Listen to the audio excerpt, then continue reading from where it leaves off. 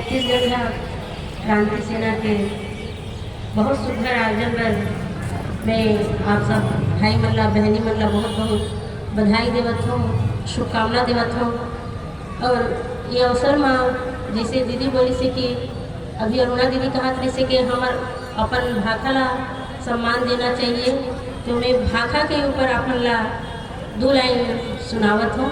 काबर कि आप मन जानते हो मैं मोला गाना अच्छा आते बोले पर मोला नहीं आए, तो मैं अपन गाना के माध्यम से आप मन ला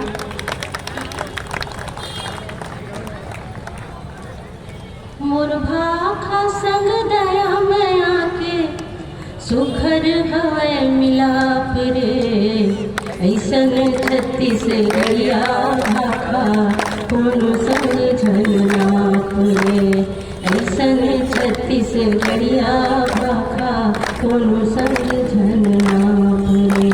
मोर भाखा संग दया में आके सुघर हवै मिलाप रे, ऐसन छत्तीसगढ़िया भाखा कोनो समझन नाप रे, ऐसन छत्तीसगढ़िया भाखा कोनो समझन नाप रे।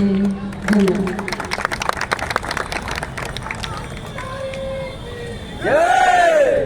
यही मंच में छत्तीसगढ़ महतारी के चित्र देके और छत्तीसगढ़िया चिन्हारी गमछा देके हम कुछ हमारे कलाकार साहित्यकार मन के सम्मान करबो। सबले पहले दीदी हमारे बीच में है।